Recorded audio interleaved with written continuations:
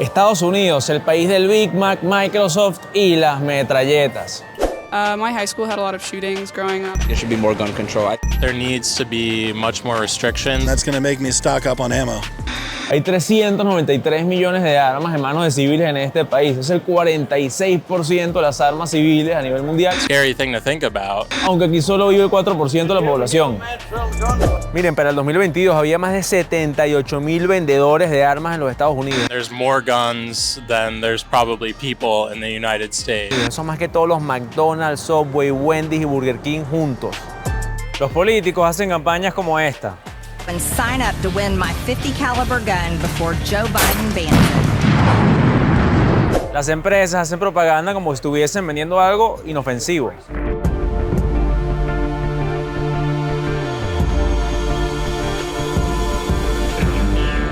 Y hay muchísimos festivales de armas como este en el que estoy ahorita. The Nation's Gun Show at Dulles Expo in Chantilly, Virginia, this weekend. 1,300 tables, over 2 miles of guns, knives, and accessories. ¿Qué papel juega el dinero en todo esto?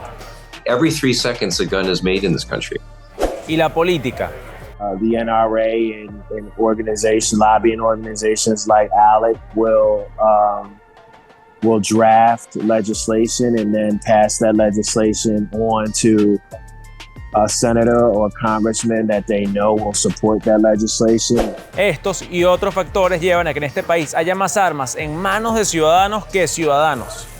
Es el único país del mundo en el que esto pasa. En un momento les cuento cómo llegaron ahí. Primero les digo que la violencia que generan las armas es uno de los temas que más preocupa a los estadounidenses en este año electoral. Vamos a ver qué me dicen.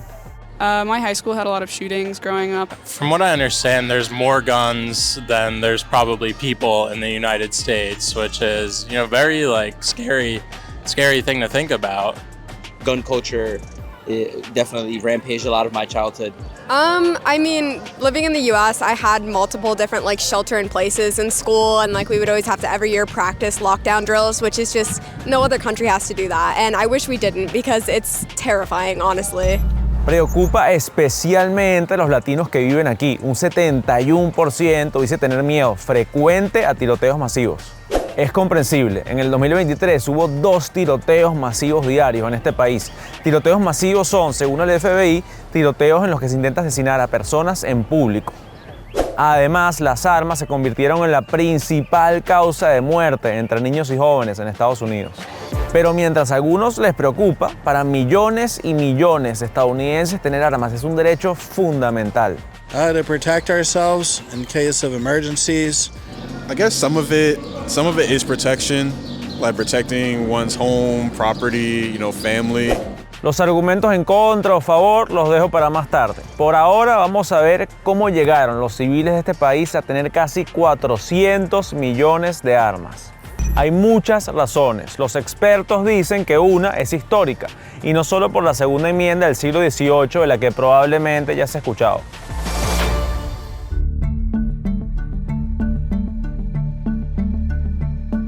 The most important part of what became the American gun tradition, which is embellished in the Second Amendment, which says that the right of the people to keep and bear arms shall not be infringed, as a guard against foreign invasion, domestic tyranny, self-defense, the defense of the home. Algunos dicen que esta ley es anticuada. We're talking about a law that was created in the 1800s that needs, to be refined for the modern day and age. Y sí, cuando se escribió esa ley, ni existían las AK-47 ni había 2 tiroteos masivos diarios. Pero para muchos esta ley es tan fundamental que la defenderían si tratan de cambiarla. I think that's a controlling aspect that should not be allowed, and that's going to make me stock up on ammo. Lo cierto es que en el siglo XIX las armas dejaron de ser solo contra la tiranía y por la defensa personal y se convirtieron en un negocio. Sobre todo a partir de la Guerra Civil de 1860. At the Civil War, gun manufacture became a huge industry here, outfitting both sides of the war. And the entrepreneurs that we have in this country, after guns were no longer needed for war here, then began to supply guns to other nations and certainly to a populace that was used to having guns. Y esta es otra razón por la que hay tantas armas. Es un negocio.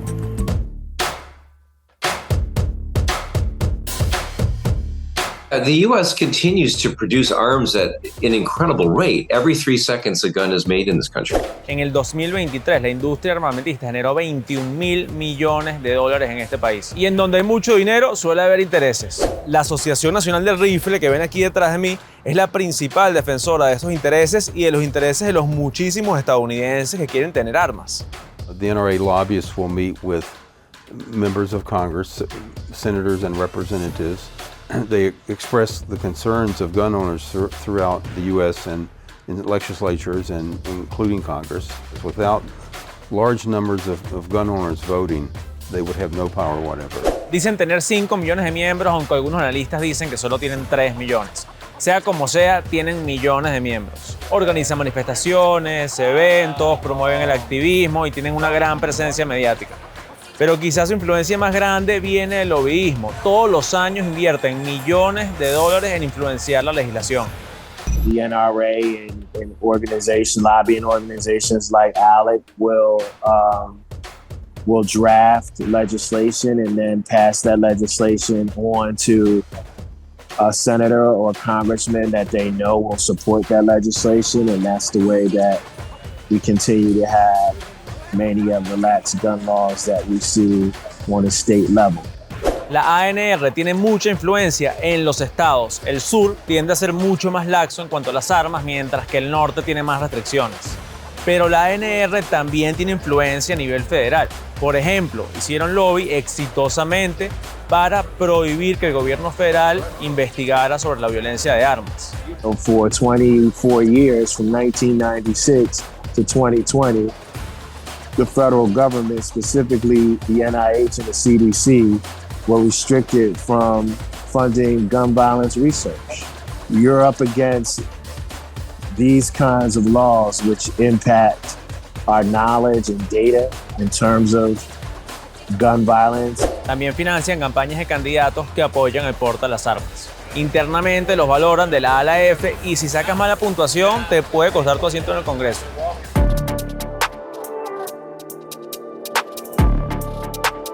Este país está muy polarizado y el tema de las armas es extremadamente divisivo. Muchos analistas, como abogados constitucionalistas, se oponen a restricciones federales. Uno de sus argumentos es la autodefensa. Now, what we still have continuing is the long-standing American culture of individualism and self-sufficiency. Americans in general are not deferential to government, and they don't have confidence that government will be able to save their lives in an emergency. Before the police come, people have to be their own first responders. Compared to other nations, burglars in the United States are much less likely to break into a house when the victims are present. Pero en este debate siempre hay contraargumentos. Owning a gun will get you in more trouble than it will ever get you out of. If you have a gun in your home and it's used, the chances are by far it's far more likely that somebody in the home is using it against somebody else now. That there's going to be a domestic dispute, or you're going to forget that your kid was coming home late and you're going to mistake that person for, a criminal. Otro argumento de quienes defienden el porte de armas es que las restricciones solo afectarían a la gente de bien. You have some people make these proposals where it would criminalize normal gun ownership, and that's why you have so much opposition to new restrictions, is that they are mostly proposed against regular people and not criminals. Y de nuevo aparecen los contraargumentos. Ready access to firearms is a big issue, and if people have to settle a dispute and there's no gun around, then they have to figure out another way. More violence where there are more guns. Definitely, there's data to support that. Well, the number one risk is an increased level of homicides, increase in suicides and non-fatal shootings, and then the increase in overall trauma in the communities that are disproportionately impacted by gun violence. Si seguimos el debate, este video se convierte en una serie documental de 8 horas. Así que vamos con algo que nos encanta en Cómo te afecta, las soluciones.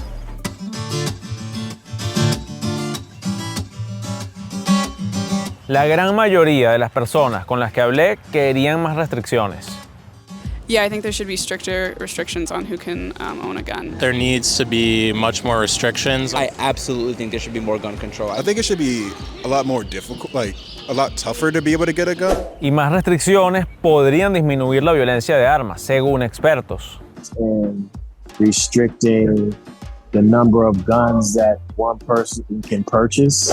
Quizás se podría empezar restringiendo el acceso a armas semiautomáticas. You can't take away like everyone's guns because people just get upset and it's an infraction on their rights. But I don't think that we should be selling like AR-15s. O priorizando la seguridad pública y no los negocios. The U.S. has always been in the arms business, but I'm hoping that we can prioritize our citizens as opposed to the influx of currency that we'll get from it. Pero también hay otras soluciones menos polarizantes que no tienen que ver con la restricción. I would recommend a significant increase in gun violence research funding from the federal government, and then also significant investment in community violence intervention resources and approaches that can reduce gun violence in communities disproportionately impacted by this epidemic.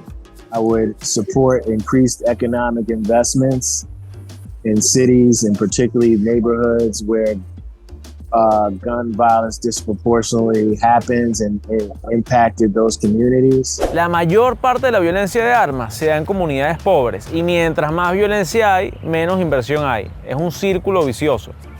Entonces se necesitarían medidas locales que promuevan la economía de estas comunidades. ¿Qué opinas tú de que haya tantas armas en este país y cuál es la situación en el tuyo?